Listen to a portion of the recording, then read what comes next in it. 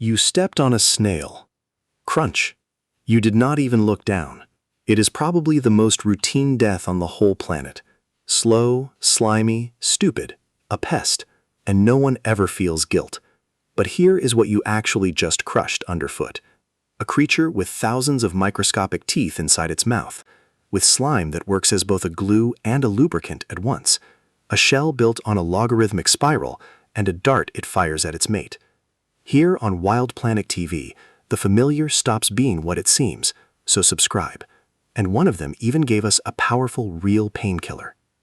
Let us start with the part that disgusts us the very most. We see the slime as something repulsive and deeply unpleasant. A wet trail across the path, a sticky smear along a leaf. But to biologists, snail slime is one of Earth's most interesting materials. It is, at the very same time, both a glue and a lubricant. The exact same material shifts between two completely different states. Under light pressure, it slips like oil, and the snail glides along. Under heavy pressure, it turns sticky, and the snail holds fast. It does not fall from a wall, and it glides upside down on ceilings. No synthetic material yet reproduces that trick with the same elegance. And the slime is far, far more than just some sticky goo. It is a complex protective material, and it is not sterile at all. It holds glycoproteins that help the snail hold on to its moisture. They help it cross filthy surfaces and fend off harmful microbes. A team at Harvard built an experimental glue directly inspired by this. They based it on the slime of the slug, a very close cousin. In their tests, it stuck firmly to wet, living tissue. It even sealed damage in a laboratory model of a beating heart. It is not yet a common medical practice anywhere at all, but the underlying principle works, and it changes everything, based on a trick mollusks have used for hundreds of millions of years. Now for the part you simply cannot see with the naked eye. The snail has a mouth, and inside that mouth sits a radula. The radula is a ribbon covered in long rows of tiny teeth. In a common garden snail, there are thousands of these microteeth. Thousands of teeth in a creature no bigger than your own thumb. They are arranged in neat rows, exactly like a kitchen grater. The snail presses the ribbon down and scrapes across the surface. It rasps algae from the stones and soft pulp from the leaves, and it scrapes tissue straight from mushrooms and from fungi. The teeth wear down and are constantly being replaced. New rows grow steadily in from behind, all through its life. It is a living conveyor belt of teeth that simply never stops. But the most astonishing part of all comes from a marine cousin. The teeth of the limpet quietly break every record. They are among the strongest biological materials ever measured. Stronger, in fact, than even spider silk itself. They are built from goethite nanofibers, which are a form of iron. Packed tightly together inside a tough, layered protein matrix. Material scientists now study them to build brand new composites. Thousands of micro teeth in a creature you always called an idiot, and in its marine relatives, one of the hardest materials in all nature. All of it hidden inside a mouth you have never once looked at. The shell is not a house that the snail simply found somewhere. It built the shell itself, right on top of its own soft body. It secretes calcium carbonate from a body fold called the mantle, layer by careful layer, from its birth all the way to its death.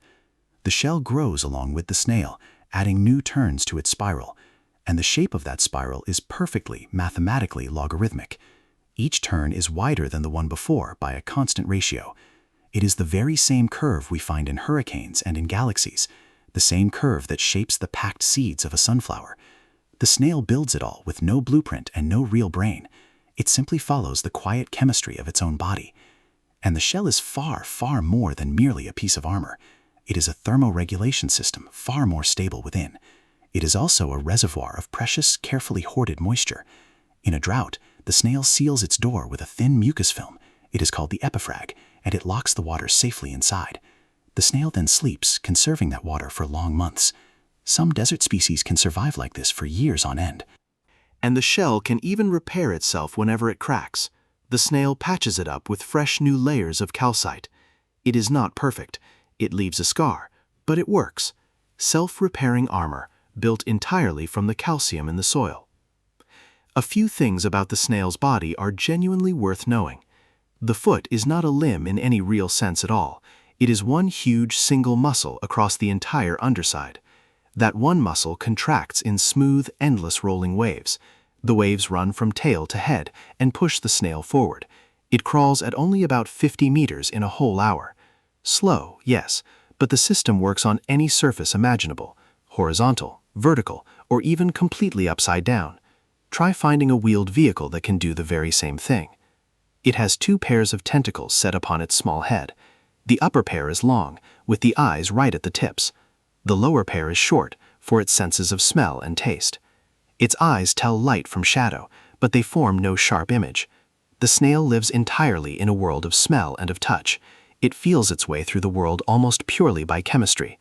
A slow, patient explorer of a hidden, miniature landscape. The snail's reproduction is a strange story all of its very own. Most land snails are in fact complete hermaphrodites. Each single individual has both male and female organs. When they pair, both exchange sperm and both then lay eggs. But first comes a ritual that has been studied for many decades. It is called, quite simply, the love dart. Before pairing, one or both of them fire a real calcium dart, a tiny stylet several millimeters long that pierces the other's body. It is not any part of fertilization at all. It is instead a sudden injection of hormones. It improves the survival of the sperm that has been transferred. The snail literally shoots its mate to improve its own odds. This is not a metaphor. It is a real dart made of calcium, fired quite deliberately before the two ever pair. The snail has no brain. It is said so often that no one checks. But the snail has a nervous system built of several ganglia, clusters of nerve cells that together function as a simple brain. It is no cortex, but it is more than enough for the snail to learn. Experiments show that snails can indeed be simply conditioned. They remember unpleasant things and then carefully avoid them. They even form their own genuine preferences over time. One humble pond snail became a real star of neurobiology. Its nervous system is simple enough to trace single neurons, yet complex enough to reveal genuine, measurable learning. Snails also perform something remarkable known as homing. They can reliably find their way back to their own shelter. Garden snails move 20 meters away still find the way home. The secret is probably chemical trails left behind in the slime. They literally leave a roadmap to return along later. Snails even have their own distinct patterns of sleep. Not one long sleep, but repeating cycles of short naps. A series of brief naps followed by a long spell wide awake. Studies recorded about 7 naps, then 30 hours of activity. Comment the word crunch if this is changing how you see them. So we reach the central question. What are snails actually for? The answer is simple. They quietly recycle the entire world. Snails are among the most important decomposers on all of land. They eat dead leaves, rotting wood, and decaying fungi. They process dead matter and return its nutrients to the soil. Without decomposers, dead matter simply piles up and up. The soil grows poor, and the whole nutrient cycle slows down. But that is only one part of their quiet, endless work. Snails are also completely central to the entire calcium cycle. Their shells are a rich, dense reserve of calcium carbonate. When a snail dies, its empty shell slowly breaks back down, and it releases all of that calcium back into the soil. Other creatures desperately need that very same calcium. Plants, other mollusks, and most especially the birds. Birds hunt out snails and shell fragments before laying their eggs. The calcium of the shell becomes the calcium of the eggshell. Remove the snails and the birds begin to struggle to reproduce. And snails sit at the very base of a whole food chain. They feed hedgehogs, thrushes, toads, and lizards alike. Even firefly larvae are highly specialized snail hunters. Without snails and slugs, those larvae lose much of their food. And without the fireflies, yet another link quietly falls. It is a cascade, running silently all the way down the chain. There are around 60,000 described species of gastropod, from microscopic sea snails to a giant 30 centimeters long. 500 million years, and one of life's greatest designs. But all of this is exactly what makes the snail a problem too. The giant African snail is a genuinely destructive creature. It is one of the most invasive species on the entire planet. We introduced it ourselves, both as a pet and as a delicacy. It has spread right across the tropics of the whole world. It eats more than 500 different species of plant, and it lays up to 100 eggs every single year. It even gnaws the plaster right off walls to get its calcium. It has no natural enemies at all in these brand new lands. Fighting it has cost many, many millions of dollars. Florida alone spent $23 million over just 10 years, and even then they could not fully wipe it out. Some snails also carry genuinely dangerous parasites. They are intermediate hosts for a parasite called the rat lungworm. People can be infected through poorly washed vegetables, or through eating raw snails, or by contaminated hands. It is not a huge threat, but it is a real one in the tropics. Garden snails can also badly damage crops and young seedlings. To a farmer, the snail is a machine that eats the harvest.